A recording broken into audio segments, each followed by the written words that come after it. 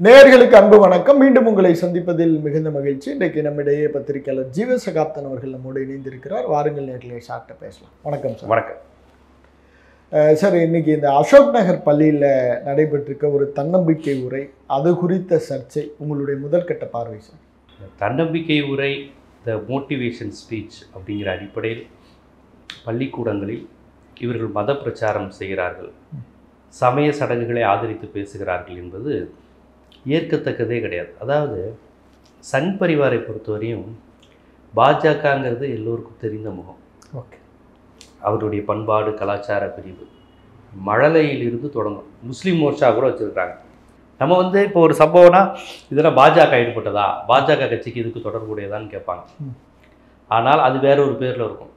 பாரதிய வித்தியார்த்தி ஒன்று இருக்கும், அது மாணவர்களுக்கான அமைப்பு.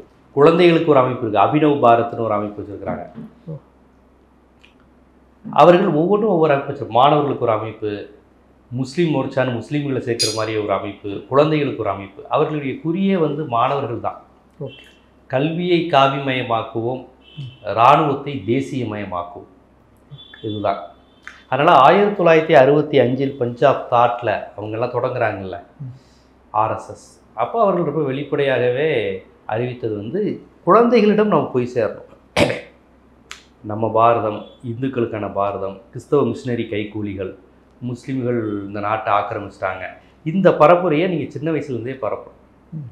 குழந்தைகள்கிட்ட பாடத்திட்டங்களில் டீச்சர் சொல்லித்தரும்போது இந்த மாதிரி வெளியேருந்து வரக்கூடிய தன்னார்வல அமைப்புகள்னு இதெல்லாம் அவர்கள் எழுதி வைத்த ஸ்கிரிப்ட் தான். ஓகே ஓகே, குழந்தைய தான் அவங்க டார்கெட். 8 வயசில் பசுமருத்தாணி போல் ஒரு விஷயத்தை பதிச்சிடணும். முஸ்லீம்கள் தான் இந்த நாட்டில் வந்தேரிகள், முகலாய படையெடுப்பு, ஆனால் ஆரியர் வருகைன்னு சொல்லுவாங்க. ஓகே, குப்தர் காலம் பொற்காலம், ஏன் அது பார்ப்பனர்களுக்கு பொற்காலம். கலப்பரர் காலம் இருண்ட காலம், ஏன் அது பார்ப்பனர்களுக்கு இருண்ட காலம். அந்த கலப்பரர் காலத்தில் தான் பல நன்னூல்கள் நம்ம தமிழ்நாட்டுக்கு வந்துச்சு. 17 மேல்கணக்கு கீழ்கணக்குலாம் பார்த்தீங்கன்னா கலப்பரர் காலத்தில் வந்துருக்கு, ஆனால் அது இருண்ட காலம். குப்தர் காலத்தில் முழுக்க அந்த மனு நீதி, அது மனு திருப்பப்படி, அந்த சாதிய படிநிலையெல்லாம் இருக்குமானது அப்போ தான், அந்த கிபி 8ஆம் நூற்றாண்டுக்கு அப்புறம் தான் வருது. அது அபிதுபே போன்ற வரலாற்று ஆசிரியர்கள் எழுதுகிறாங்க. அது 4 வருடம் நிலைநிறுத்தப்பட்ட காலகட்டங்கிறது அந்த காலகட்டம் தான். அதனால தான் அதை பொற்காலம்வாங்க பிராமணர்களுக்கு. ஸோ பார்ப்பனர்களுக்கு பொற்காலம், ஒட்டுமொத்த இந்தியாவுக்கும் பொற்காலம். தமிழர்களுக்கு பொற்காலம் கலப்பரர் காலம், அதை இருண்ட காலம்னு சொல்லிடுவாங்க. புரியுதுங்களா? இது மாதிரியான வரலாற்று திருப்பி இதெல்லாம் எங்கே கொண்டு வந்து சேர்க்க முடியும்? ஸ்கூலில் ஒரு 30 வயசு ஆயிடுச்சுன்னா நீங்கள் சிந்திக்க ஆரம்பிச்சிருவீங்க, கேள்வி கேட்க ஆரம்பிச்சிருவீங்க. ஓகே, அதனால தான் 7-8 வயசுலேயே இதெல்லாம் பரப்புறது. குழந்தைனா கிருஷ்ணர் வேட்டம் போடுறது, தாடி வச்சா கெட்டவன், ரொட்டி துண்டுக்கும் அப்பத்துக்கும் மதம் மாறினவங்க, இதெல்லாம் எங்கே நீங்கள் பரப்பணும்? சின்ன வயசுலேருந்தே விஷ ஊசி மாதிரி குழந்தைகள்கிட்ட போட்டு போட்டு போட்டு போட்டு இதெல்லாம் பரப்பிக்கிட்டே இருக்கும். ஹிந்தி தேசிய மொழி, சமஸ்கிருதம் ஸ்பிரிச்சுவல் லாங்குவேஜ், இதையெல்லாம் பரப்பிக்கொண்டே அந்த குழந்தைங்க மத்தியில் பரப்புறது. தூர்தர்ஷன் மாதிரியான சேனல்லையுமே அது காங்கிரஸ் ஆட்சியாக இருந்தாலுமே ராமாயணம் மகாபாரதெல்லாம் ஒளிபரப்புனாங்க. அதில் என்னன்னா, திப்பு சுல்தான் பற்றிய ஒரு கதை வந்தபோது அது ஏதோ ஒரு கற்பனை கதை மாதிரி போட்டாங்க. ராமாயணம் மகாபாரதம் இது புராண இதிகாசம்னு போடலை, ஏதோ ஒரு உண்மைத்தன்மை மாதிரியே கொண்டு வர பிரச்சாரம் செஞ்சாங்க. அது காங்கிரஸ் ஆட்சியாகவே இருந்தாலும் அங்கே சங் பரிவாருடைய அழுத்தம் அதில் இருக்கிறது. ஸோ ஸ்கூல் தான் அவங்க டார்கெட். அப்போ உள்ளுக்குள்ளே எப்படி போகிறாங்க? பொதுவாக நாங்கள் தன்னம்பிக்கை மோட்டிவேஷன் ஸ்பீச் கொடுக்குறோம், பர்சனாலிட்டி டெவலப்மெண்ட்டு அப்படின்ட்டு, கடைசியில் பார்த்தீங்கன்னா முன்ஜென்மம், கர்மா, வினை அப்படிங்கிறது ஜோசியக்காரர் மாதிரி போய் பேசிக்கிட்டு இருக்கிறாங்க. இதெல்லாம் ரொம்ப ஆபத்து. அவர்கள் ரொம்ப தீவிரமாக இருக்காங்க. ஒவ்வொரு பிரிவுக்குள்ளேயும் எப்படி ஊடுருவுது அவர்களுக்கு தெரியும். நேரடியாக அவங்க கருத்தை ஏற்க முடியாது. ஏன்னா அவங்க நேரடியாக அவங்க கருத்துங்கிறது சமத்துவத்துக்கு எதிரானது, இஸ்லாமியர்களுக்கு எதிரானது, கிறிஸ்தவர்களுக்கு எதிரானது, தமிழர்களுக்கு எதிரானது, தமிழ் மொழிக்கு எதிரானது, ஆண் பெண் சமத்துவத்துக்கு எதிரானது. இதை வெளிப்படையாக அவங்க பேச முடியுமா? இன்றைக்கி உள்ள சயின்ஸ் யுகத்தில் கேள்வி கேட்க மாட்டானா, என்ன சார் பேசுகிறீங்க அப்படின்னு. அதனால் சின்ன குழந்தைகளை தேர்ந்தெடுத்து இப்படியே பள்ளிக்கூடங்களுக்கு அனுப்புறது, கருத்து சொல்கிறதுங்கிற மாதிரி அப்படியே உள்ளே வராங்க. கண்டிப்பாக சார். ஒரு அரசு பள்ளியில் எப்படி சார் இதை கூட கிராஸ் செக் பண்ணாமல் அவர் விட்டுருப்பாரு? ஏன்னா ஒரு தமிழ் ஆசிரியர் மட்டும்தான் எதிர்த்த மாதிரி செய்திகள்லாம் கிடைக்குது. யார் சார் அவர் எப்படி உள்ளார வந்திருப்பாருன்னு நினைக்கிறீங்க? இல்லை, அங்கே தலைமை ஆசிரியருக்கு அந்த அளவுக்கு தான் பகுத்தறிவு இருக்குது. ஒரு பள்ளிக்கூடம் நடத்துபவர்னா அந்த பள்ளிக்கூட கட்டிட வளாகத்தை நிர்வகிப்பவர் கிடையாது தலைமை ஆசிரியர். ஓகே, தலைமை ஆசிரியர்னா தலைமை பண்புகளுடன் இருக்கணும். அந்த கல்வினா என்ன, கற்றல்னா என்ன, டீச்சிங்னா என்ன, கோச்சிங்னா என்ன. இன்றைக்கி பள்ளிக்கூடங்கள் பெரும்பாலும் கோச்சிங் சென்டராக தானே இருக்குது, டீச்சிங் சென்டராக இல்லைல்ல. ஒரு குழந்தை காலையிலேருந்து மாலை வரை அங்கே இருக்கிறப்ப அம்மா அப்பாவோட அதிக நேரம் பள்ளிக்கூடத்தில் தானே இருக்குது. அப்போ அந்த குழந்தைய அப்சர்வ் பண்ணுறது, சைக்காலஜிக்கலாக அப்ரோச் பண்ணுறது. கொஞ்சம் கஷ்டப்பட விட்டு குழந்தைன்னா கூடுதல் கேரிங் எடுக்கணும். கிராமத்து குழந்தைகள்கிட்ட நம்ம ரொம்ப அன்பாக இருக்கணும். ஏன்னா கல்விங்கிறது எல்லாருக்கும் பொதுவானது. ஏழை குழந்தைக்கு மண்டையில் ஏறாது, பணக்கார குழந்தைக்கு ஏறுங்கிற அவசியம்லாம் கிடையாது. நீ அந்த வாய்ப்பையும் சூழலையும் அமைச்சு தந்தால் எந்த குழந்தையும் படிச்சுக்கும். இதுதான் இயல்பு, அதான் உண்மை. அப்போ இதை உணர்ந்து செயல்படுவராக ஒரு தலைமை ஆசிரியர் இருக்கணும். அப்போ தலைமை ஆசிரியருக்கே அறிவியல் எது, மூடநம்பிக்கை எது, ஒரு ஆண் பெண் சமத்துவம் குறித்த பார்வை, ஒரு தந்தை பெரியார் பிறந்த மண், இங்கே எவ்வளோ பெண்ணிய சிந்தனைகள் வந்திருக்கு. இங்கே உட்காந்துக்கிட்டு உன் மூஞ்சில் ஆசிட் அடிச்சுட்டா என்ன பண்ணுவேன், உன் அழகு போயிருமேன்னு உட்காந்து அந்த ஆள் பேசிகிட்டு இருக்கான். இப்படி அந்த ஆள் இங்கே பேசினாரோ வெளியே கூட பேசிட்டு போகணும். இப்படி பேசக்கூடிய ஒரு நபரை கேம்பஸ்குள்ளே விடலாமா? பெண் குழந்தைகளிடம் எப்படிப்பட்ட நபர்களை பேசணும்? அம்மா இன்னைக்கு காமராஜர் கொண்டு வந்த சத்துணவு திட்டம், திராவிட கட்சியில் செஞ்ச சமூக நீதி புரட்சி, கட்சியில் பேரை கூட விடுங்க, அந்த தலைவர்களுடைய முதலமைச்சராக அவங்களுடைய செயல்பாடுகளை சொல்லணுமா இல்லையா? பெண்களை கிராப் வச்சுக்க சொன்னார் பெரியாருன்னு 100 வருஷத்துக்கு முன்னாடி பேசியிருக்காருமா, சொல்லணுமா இல்லையா? பெண்கள் குழந்தை பெற்றுக்கொள்கிற மிஷினாக இருக்கக்கூடாதுன்னு பெரியார் சொல்லியிருக்காருன்னு சொல்லணுமா இல்லையா? உன்னுடைய திருமண வாழ்க்கை இதை நோக்கி பயணிக்கக்கூடாதுமா, நீ படித்து முன்னேறணுமா, ஒரு பொண்ணுனாலே ஒருத்தனை கல்யாணம் பண்ணிக்கணும்னு மட்டும் சொல்லலாமா? இதெல்லாம் இதை பெண்களுக்கு சொல்லித்தாங்க. அப்போ அதுதான் தன்னம்பிக்கை. இப்போ பிறக்கிற பெண் குழந்தைக்கு நீ யார்ட்டையோ உன்னை பிடிச்சு கொடுக்க போறேன்னு சொல்லி அம்மா அப்பா வளர்க்குற மாதிரி அந்த மனநிலையை மாற்றி பெரியார்னு ஒரு புரட்சியாளர் இங்கே பேசியிருக்கிறார். உங்களை படிக்க வைக்கிறதுக்காக இந்த கவர்மெண்ட் என்னெல்லாம் செய்யுது? நீ கிராமப்புறத்துலேருந்தா என்ன பண்ணுது, நகர்ப்புறத்துலேருந்து என்ன பண்ணுது, உனக்கு சாப்பாடு தேவையா, படிக்க பணம் இல்லையா, ஸ்காலர்ஷிப், இதெல்லாம் தான் பேசணும். அப்போ அந்த சமூக நீதி வித்திட்ட இயக்கங்கள், அமைப்புகள், சிந்தனைகள், சுயமரியாதை இயக்கம், இந்த மண்ணில் இடதுசாரி இயக்க போராட்டம், தமிழ்நாடுங்கிற பேர் வர்றதுக்கு என்ன போராட்டம் நடந்தது, மொழிவழி மாநில போராட்டம் என்னென்ன நடந்தது, கன்னியாகுமரி வரலாறு, மதுரை வரலாறு, சென்னை எப்பேற்பட்ட பிரான்சிஸ் டேலேருந்து வாங்கினது, இந்த மாதிரி விஷயங்களை சொல்லித்தர்றவங்க தான் வெளியிருந்து வரணும். ஏன்னா ஸ்கூலுக்குள்ளே உட்காந்து சப்ஜெக்டாக சொல்லித்தராங்க. அப்போ இந்த மாதிரி விஷயங்களை சொல்லித்தரணும். இந்த மாதிரியான அரசியல், சமூக, பொருளாதார காரணிகளை அந்த குழந்தைகளுக்கு சுவாரஸ்யமாக பேசுகிறவங்கள கூப்பிடணும். இவங்க திருப்பி ஆன்மீக சொற்பொழிவு, எதுக்கு ஆன்மீக சொற்பொழிவு பள்ளிக்கூடங்களுக்குள்ள? அப்போ இந்த உணர்வும் இந்த சோசியல் கான்சியஸும் இல்லாத நபர்கள் தான் நீங்கள் டீச்சர்ஸாகவும் தலைமை ஆசிரியராகவும் இருக்கிறாங்கிறது வேதனையான விஷயம். ஓகே, இப்போ இது நம்ம ஒரு பள்ளிக்கல்வித்துறையினுடைய ஒரு தோல்வின்னு எடுத்துக்கலாமா இதை? ஏன்னா இதை கூட மானிட்டர் பண்ண முடியாத அளவுக்கு அன்னைக்கு பள்ளிக்கல்வித்துறை இருக்குது. தோல்வின்னு எடுத்துக்க முடியாது. ஒட்டுமொத்த சமூக அமைப்பையும் நம்ம மறுசீரமைப்பு செய்ய வேண்டிய கட்டாயத்தில் நம்ம இருக்கிறோங்கிறது புரிஞ்சுக்கிறோம். இப்போ அமைச்சர் உடனடியாக நடவடிக்கை எடுத்திருக்காரு.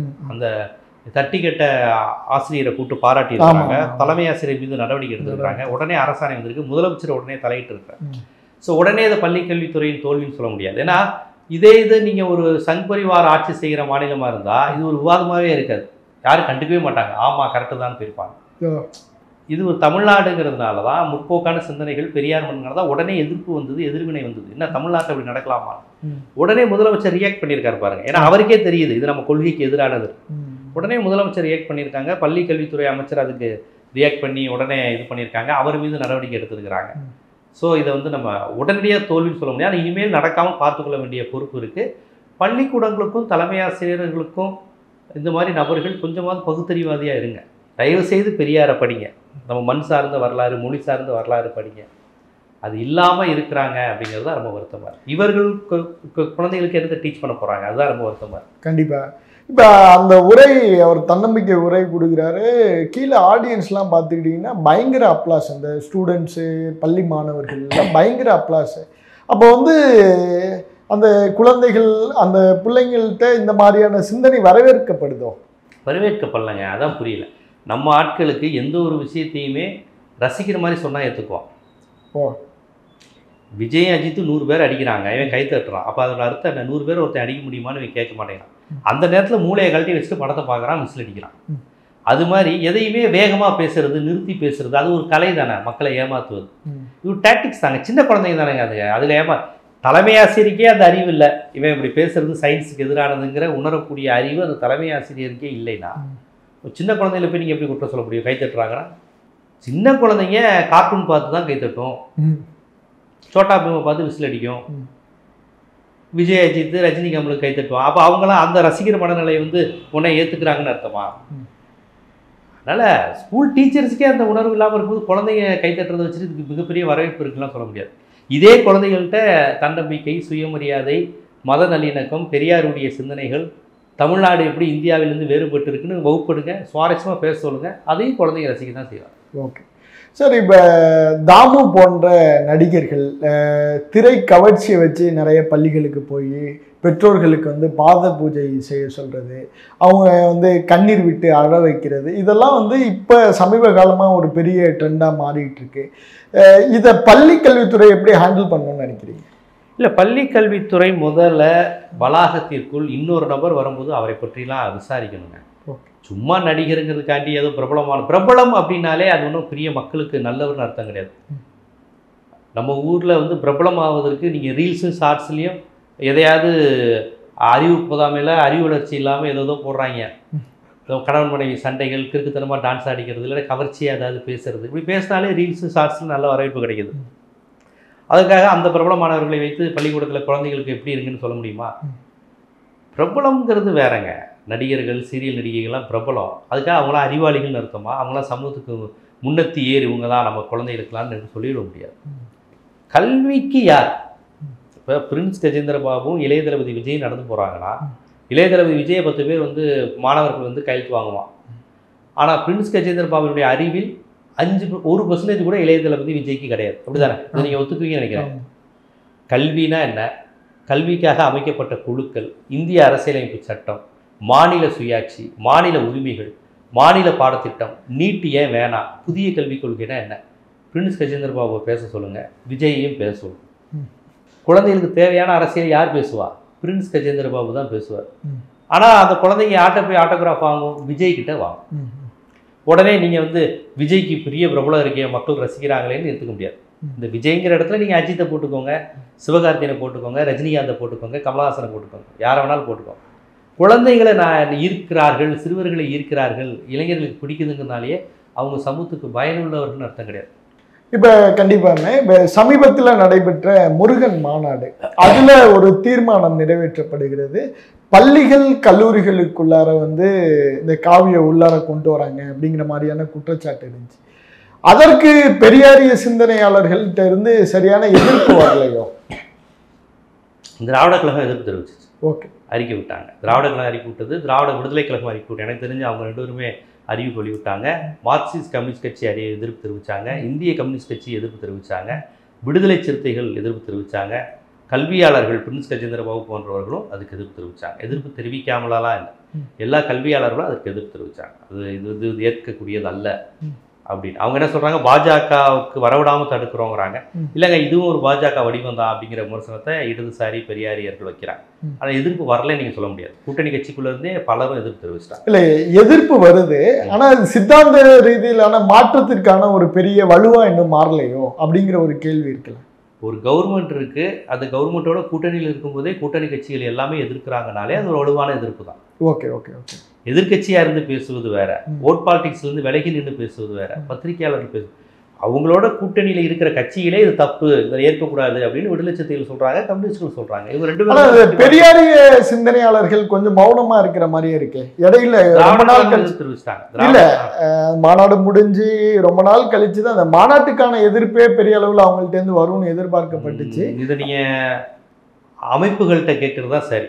எனக்கு தெரிஞ்சு இதை வந்து நீங்கள் நேரடியாக திராவிடர் கழகத்திலேயோ, திராவிடர் விடுதலை கழகம், தந்தை பெரியார் திராவிடர் கழகம், பெரியாரிய அமைப்புகள் அவங்கள்ட்ட போய் நீங்கள் ஏங்க இது போதுமான எதிர்ப்பு நீங்கள் தெரிவிக்கல, நீங்கள் அவர்களிடம் கேட்பது ரொம்ப சரியாக இருக்கும். ஏன்னா நம்ம அதை கற்பனையாக தொடர்ந்து சொல்ல முடியாது இல்லையா. எனக்கு தெரிஞ்சு அவங்க அறிக்கையை நான் பார்த்தேன். நீங்கள் சொல்கிற மாதிரி ஏன் இதை ஸ்பீடாக செய்யலை அப்படிங்கிறது நேரடியாக அந்த அமைப்பு சார்ந்தவர்களிடம் நீங்கள் கேட்பதுங்கிறது சால பொருத்தமாக. கண்டிப்பாக. இப்போ இந்த கல்வியில் காவி அப்படிங்கிற இதை வந்து யார் உண்மையிலேயே எதிர்த்து போராடணும் அப்படிங்கிற ஒரு கேள்வி இருக்குது. இந்த பெரியாரிய சிந்தனைகள் பேசுகிற நாம் வந்து அதை ஏன் எதிர்த்து பேசாமல் இருக்கிறோம்? அதை பற்றின வலுவான இப்போ வந்து ஒருத்தர் வந்து இந்த தன்னம்பிக்கை உரை ஆற்றுறதுனால இந்த பிரச்சனை வருது. இது தெரியாமல் இப்போ எவ்வளோ நடந்துக்கிட்டு இருக்கு, அதுக்கான ரியாக்ஷன் எப்படி இருக்கணும்னு நினைக்கிறேன். இல்லை, அது பெரிய லெவலில் கல்லூரி மற்றும் பள்ளிகளில் பெரியாரியம், சாதி ஒழிப்பு, சமூக நீதி, தமிழ்நாட்டு வரலாறு, இதெல்லாம் என்னங்கிறது தயவுசெய்து சொல்லணும். நான் ஏன் பெரியாரை சொல்கிறேன்னா, குறைந்தபட்சம் தமிழ்நாட்டில் இருக்க தலைவர் அம்பேத்கர், கார்ல் மார்க்ஸ், லெனின்ங்கிறது நீங்கள் அடுத்த கட்டம். குறைந்தபட்சம் பெரியார், சுயமரியாதை இயக்கம், நீதி கட்சி, இங்கு உள்ள தமிழர் அமைப்புகள், இங்கு இருக்கக்கூடிய சாதி ஒழிப்பு மரபு திருமூலர் காலத்திலிருந்து என்னென்ன விஷயங்கள் முற்போக்கு கூறுகளில் இருந்திருக்கு. இவங்க தமிழ்னாலே இலக்கியம், கண்ணகி, கோவலன் இதைத்தானே காமிக்கிறாங்க. அதை உடனே தமிழ் பிரைடுங்கிற மாதிரி அதில் ஒரு ஆம்பளை தலைவன், பெண் தலைவி, ஆணுக்கு கட்டுப்பட்டு இருக்கணும், கற்போடு இருக்கணும், இந்த மாதிரி விஷயங்களே நீங்கள் பதிவு செஞ்சுக்கிட்டு இருக்கீங்கல்ல. தமிழர் அரசியல், தமிழர் இலக்கியத்தில் முற்போக்கு கூறுகள் இருக்கு, உடைமை சமூக எதிர்ப்பு கூறுகள் இருக்கு. திருமூலர் பார்ப்பன எதிர்ப்பு பேசியிருக்காரே. திருமூலர் காலத்தில் நாத்திய பாட்டு வந்திருக்கு, கடவுள் மறுப்பு பாட்டு. நட்ட கல்லும் பேசுமோ நாதன் உன்னில் இருக்கையில்னா என்ன அர்த்தம்? இந்த கல்லு பேசாதுன்னு தானே அர்த்தம். அப்போ நீங்கள் தமிழர் மரபு அப்படிங்கிறத நீங்கள் உடனே கம்பன் அழகா அப்பா தமிழ் பாடினார் அப்படின்னு நீங்கள் திருப்பி திருப்பி திருப்பி அது ஏதோ ஒரு மத நம்பிக்கை, சமய நம்பிக்கை, அதில் ஒரு அழகியல் இருக்குன்னு அதுக்குள்ளேயே முடித்து கொள்ளக்கூடாது. அதில் தமிழ் அழகியல் இருக்குன்னா கொண்டாடுங்க. கண்டேன் சீதையை, சீதையை கண்டேன்னு சொல்லலை, கண்டேன் சீதைன்னு சொன்னார். அது எவ்வளோ ஒரு அற்புதமான சைக்காலஜிக்கலாக தமிழை கம்பன் கையாண்டிருக்காருன்னு இப்போது வரையும் பேசுகிறாங்க. அதெல்லாம் உண்மையிலே ஒரு தமிழ், ஒரு கவிஞன், தமிழை படித்தவன் எந்த அளவுக்கு ஒரு உளவியல் ரீதியாக அந்த இது ஒரு அறிவியல் மொழி அடிப்படையில், அந்த அறிவியல் மொழியை நீங்கள் வெறுமனே ஒரு கடவுளுக்கான மொழியாக மட்டும் மாற்றிவிடக்கூடாதுங்கிற ஒரு இது. ஸோ வெறுமனே இந்த தமிழ் ஆசிரியர்கள்லாம் கடவுளுக்கு நெருக்கமான மொழி இப்படிங்கிற இந்த அரசியலை மட்டும் பேசாமல் தமிழில் பகுத்தறிவு இருக்குது, தமிழில் பெண் விடுதலை இருக்குது. ஏங்க பெண்கள் படிக்கணும்னு அந்த முதல் புதினம் சொல்லுவாங்க, வேதநாயகம் பிள்ளை, மாயவரம் வேதநாயகம் பிள்ளைன்னு, அதெல்லாம் ஒரு அந்த காலத்தில் அது ஒரு புரட்சிகரமான விஷயம்தான். விதவை மறுமணம் குறித்து, பெண் கல்வி குறித்தெல்லாம் முதல் புதினம் நாவல்லாம் எழுதியிருக்கிறார். ஸோ இவர்கள் தமிழை ஒரு ஒரு புனிதத்தன்மைப்படுத்தி வைக்க வேண்டிய அவசியம் இல்லை. இந்த மொழி எளியவர்களுக்கான மொழி, வீரியமான ஒரு செறிவான ஒரு வரலாற்றுக்கும் ஒரு புரட்சிக்கும் சொந்தமான மொழி. அந்த அடிப்படையில் நீங்கள் தமிழையும் கொண்டு போகணும், கல்வி அமைப்பையும் அப்படி நீங்கள் கொண்டு வரணும். எல்லாமே ஒடுக்கப்பட்ட மக்கள், எளியவர்கள், பாதிக்கப்பட்டவர்களுக்காண்டி தான் அந்த நாட்டில் அரசியலமைப்பு சட்டம், கல்வி, அரசாங்கம், நீதித்துறையெல்லாம் யாருக்காக இருக்கணும்? பாதிக்கப்பட்டவனுக்காக தான் இதெல்லாம் உருவாக்கப்படுது. அதற்கு தான் சட்டங்கள் எல்லாமே இருக்குது. ஸோ அவங்களுக்கான அரசியலை பேசுகிற இடமா கல்வி வளாகங்களும் இருக்கணுங்கிறது தான் அதுக்கு சரியானது. கண்டிப்பாக. இப்போ தொடர்ந்து தமிழக கல்வியை நோக்கி ஆர்எஸ்எஸ் ஊடுருவல், ஆர்எஸ்எஸ்னுடைய செயல்பாடு, மத்திய பாஜக அரசு நிதி கொடுக்காம போகிறது, தமிழக கல்வியை இவங்க குறிவைக்கிறதுக்கான காரணம் என்ன? இவங்களோட திட்டம், எதிர்கால திட்டம் என்ன? அவங்க நான் தெளிவாக சொன்னேன், அபினவ் பாரத்னு பிறந்த குழந்தைக்கே அவங்க விங்கு வச்சிருக்காங்க, அமைப்பு வச்சிருக்காங்க பாஜக. அபினவ் பாரத், அகில பாரதிய வித்யார்த்தி, குழந்தை, சிறுவன், மாணவர், அப்புறம் பாஜக, அப்புறம் ஆர்எஸ்எஸ். ஒவ்வொரு ஸ்டேஜ்லையும் 8 மனுஷ வாழ்வை பிடிச்சிக்கோங்கிற மாதிரி குழந்தை, சிறுவர், மாணவர்னு ஒவ்வொரு ஸ்டேஜாக பிரித்து பாஜக ஒவ்வொரு விதமான பேரில் அவர்கள் இணைக்க பார்க்கும். அப்போ அவர்கள் கல்வி தாங்க ஆரம்பம். ஏன்னா பாஜகவை பொறுத்தவரையும் ஓட் பாலிடிக்ஸில் ஜெயிக்கணுங்கிறது நமக்கு அரசியல் கிடையாது. ஆமாம், ஜெயிக்கணுங்கிறது அவங்க நோக்கம் கிடையாது. கருத்தியல் ரீதியாக ஊடுருவணும். எல்லா கார்லேயும் ஒரு ஆரஞ்சு கலர் அருமார் சிலையை தொங்க விட்டாங்களா? மேக்ஸிமம் காரில் ஒரு அருமார் சிலை தொங்க விட்டாங்களா? இதெல்லாம் ஒரு 15 வருஷத்துக்கு முன்னாடி கிடையாது. பெங்களூர் போனீங்கன்னா இன்னும் நிறையா இருக்கும். நடப்பது காங்கிரஸ் ஆட்சியா பாஜக ஆட்சியாங்கிறது முக்கியம் கிடையாது. அனுமர் சிலை இருக்கா, அதுதான் முக்கியம். ஸோ கருத்தியெல்லாம் அவங்க உள்ளே போகுவாங்க, அதுதான் முக்கியம். பிஜேபி ஆட்சி, திமுக ஆட்சியெல்லாம் அவங்களுக்கு தேவையில்லை. கண்டென்ட் வைஸ் குழந்தைகள்கிட்ட நம்ம கருத்தியல் போகுதா? எத்தனை பிள்ளையார் சிலை புதுசாக வச்சுருக்கோம்? ஏன் விநாயகர் சதுர்த்தியை எப்படி கொண்டாடுறோம்? அவன் பிள்ளையார் சதுர்த்தியா ஆண்டாண்டுகாலமாக ரொம்ப சர்வசாதாரணமாக தமிழர்கள் கொண்டாடிக்கிட்டு இருந்தாங்க. நெல்லைக்கண்ணன் சொல்லியிருப்பார், அவன் களிமண்ணில் வச்சுருப்பான், அப்புறம் தண்ணியில் கரைச்சிட்டு பிள்ளையார் சதுர்த்தியை நம்ம கொண்டாடிக்கிட்டு இருந்தோம். ஆனால் இவன் விநாயகர் இவ்வளோ பெரிய சிலையை வச்சு கொண்டாடுறான், இது தமிழ் வளரலே கிடையாது அப்படின்னு நெல்லைக்கண்ணன் ஒரு முறை சொன்னார். ஸோ இவர்கள் அவங்களுடைய இந்த வடநாட்டு பண்பாடு மூலமாக இந்துத்துவத்தை பரப்புவதற்கான முயற்சி பண்ணுறாங்க. அதை குழந்தைகளிடமும் இளைஞர்களிடமிருந்தும் ஆரம்பிக்கணுங்கிறதுல ரொம்ப தெளிவாக இருக்கிறாங்க. அதுதான் பேஸுங்கிறதுல அந்த கருத்தியல் இது பண்ணுறாங்க. அதனால தான் நம்ம மாநில கல்வியை கொச்சைப்படுத்தி ஆளுநர் பேசுகிறாரு. அப்புறம் நமக்கு மாநில கல்விக்கு பணம் தர மாட்டேங்கிறாங்க. ஸோ படிப்பில் கை வைக்கணும். புதிய கல்விக் கொள்கைன்னு கொண்டு பிற்படுத்தப்பட்ட ஒடுக்கப்பட்டவங்களை இடைநிற்றல் செய்யணும். எம்ஜிஆர் காலத்தில் 8ஆம் கிளாஸ் வரையும் ஆல் பாஸ் ஆக்கி விட்டார், 5ஆம் கிளாஸ் 8ஆம் கிளாஸ் வரையும் ஆக்கி விட்டார். அது நோக்கம் என்ன? 2ஆம் கிளாஸ் 3ஆம் கிளாஸ்லாம் ஒரு பையன் ஃபெயில் ஆனால் அடுத்து படிக்க மாட்டான். திருப்பி 3ஆம் கிளாஸில் ஒருத்தர் 2 தடவை படிக்கிறான்னு வச்சுக்கோங்க, அடுத்து அவங்க அம்மா அப்பா வேலையை பார்க்க போயிடுவான். இனி ஸ்கூலில் படித்து கழிச்சது போதும், அதனால் பாஸ் பண்ணி விடியா, அவனுக்கு ஒரு ஸ்டேஜ் வந்ததுக்கப்புறம் மீறி படிச்சுக்குவான்னு எம்ஜிஆர் ஆட்சியில் மாற்றி விட்டாங்க. ஸோ இந்த மாதிரியான விஷயங்களுக்கு எதிரானது தான் அந்த புதிய கல்விக் கொள்கைலாம். அதாவது அந்த வயசுலயே அவனை அவன் அம்மா அப்பா தொழிலுக்கு போக வைக்கிறது, கேட்டால் ஸ்கில் கொண்டு வரோம். ஒரு எலக்ட்ரீஷியன் நாலேஜ் ஒருத்தனுக்கு இருக்குங்கிறத நீ 18 வயசு 20 வயசுல கற்றுக்கலாம். 8-9 வயசுல அவனுக்கு எலக்ட்ரீஷியன் வேலை, ப்ளம்பர் வேலைலாம் தேவையில்லை. அப்போ அவன் படித்தா போதும். ஸோ இந்த புதிய கல்விக் கொள்கைங்கிறது தமிழ்நாட்டினுடைய கல்வி கட்டுமானத்தை சிதைப்பதற்காக வருவது. அவங்களோட டார்கெட்டே கல்வி தான். கல்வி தான். இப்போ இந்த கல்வியில் காவி இதை வந்து ஒரு பொதுமக்கள் புள்ளியிலிருந்து இதை எப்படி அணுகணும், ஒரு அரசு எப்படி இதை அணுகணும்? இல்லைங்க, அரசு, சமூகம், கல்வி வளாகம் மூன்றுமே இணைந்து செயல்படும். சமூகம் இப்போ பாருங்க, இங்கே கவர்மெண்ட் இப்படி ஒரு விஷயம் இப்படி நடந்துருச்சுன்னொடனே 1 மணி நேரத்தில் நோட்டீஸ் விட்டுச்சா? இப்போ இந்த விஷயம் நேற்று தானே பரபரப்பாச்சு. அன்பில் மகேஷ் வந்து நடவடிக்கை எடுத்துட்டாரு. உடனே நடவடிக்கை, ஸ்கூல்ல இனிமேல் விடக்கூடாதுன்னு உடனே ஒரு அரசாணை, உடனே பறந்த ஜீவோ. இது அந்த அவர் எதிர்த்து கேட்டவரை கூப்பிட்டு பாராட்டு. முதல்ல எதிர்த்து பேசுறோம் பயப்படுவாங்க. ஐயோ ஸ்கூல்ல எதிர்த்து பேசுறோமே, கவர்மெண்ட் என்ன பண்ணுமோ, கவர்மெண்ட் ஸ்கூல்ல கவர்மெண்ட் அரேஞ்ச் பண்ண ஒருத்தர். நான் அப்படி இல்லை, வா நீ பண்ணது சரிதான், அவன் அரசு சார்பிலே வந்திருந்தாலும் நீ எதிர்த்து கட்டுறது சரி, நீ தான் பகுத்தறிவாதின்னு சொல்லி அந்த அவருக்கு பார்வை மாற்றுத்திறனாலே அவரை கூப்பிட்டு பாராட்டிட்டாங்க. இதெல்லாம் இப்போ 1 மணி நேரத்தில் போயிருக்கல, டக்கு டக்கு டக்கு ட்விட்டர் ஃபேஸ்புக்ல தலைவா திராவிட மாடலுக்கு எதிராக நடக்குது தலைவரான உடனே பண்ணிட்டாங்கல்ல. இந்த சமூக நிர்பந்தம் யார் தந்தா? இந்த பெரியார் மண் தானே தந்திருக்கு. இதைத்தான் சொல்றேன், இப்படி ஒரு பிரசங்கம் உத்தரப்பிரதேசத்துலயோ குஜராத்லயோ நடந்திருந்தா இது ஒரு டாக்காவே இருக்காது. கரெக்டு தானே, முன்ஜென்ம பாவம், அதனாலதான் எனக்கு கை விளங்கா போயிடுச்சு அப்படிங்குவான். இங்க அப்படி பேச மாட்டான். டேய் ஒழுங்கா டாக்டர்கிட்ட போய் சரி செய்யலாம். போலியோவா டாக்டர், அந்த போலியோ ட்ராப் போட்டா போலியோ வராது. ஸோ இந்த சயின்ஸ், இந்த அறிவியல், இந்த சமூகம் தான் அரசை இயக்க வைக்குது. அரசு சமூக பிற்போக்காக போகும்போது சுண்டி இழுக்கணும். இங்கே அரசு பிற்போக்குத்தனமாக வேற மாதிரி போனால் சமூகம் இது பண்ணணும். அதனால் அரசு, சமூகம், கல்வியாளர்கள் இவங்கெல்லாம் இணைந்து தான் இதை நடத்தணும். அந்த விதத்தில் இது ஒரு நல்ல உதாரணம் தான். ஒரு தப்பாக ஒரு விஷயம் நடக்குதுங்கிறப்போ உடனே சமூகம் குதித்தெழுந்தது பார்த்தீங்களா, உடனே அதுக்கு ரியாக்ட் பண்ணியிருக்கிறாங்க. அதுவும் பாராட்டணும். கவர்மெண்ட் உடனே யோசிக்கலை, பின்வாங்கலை, டக்குன்னு நடவடிக்கை எடுத்திருக்காங்கல்ல, அதுவும் பாராட்டணும். கண்டிப்பாக சார். உங்களுடைய இந்த நேரத்திற்கும் இந்த வாய்ப்பிற்கும் நெஞ்சார்ந்த நன்றி.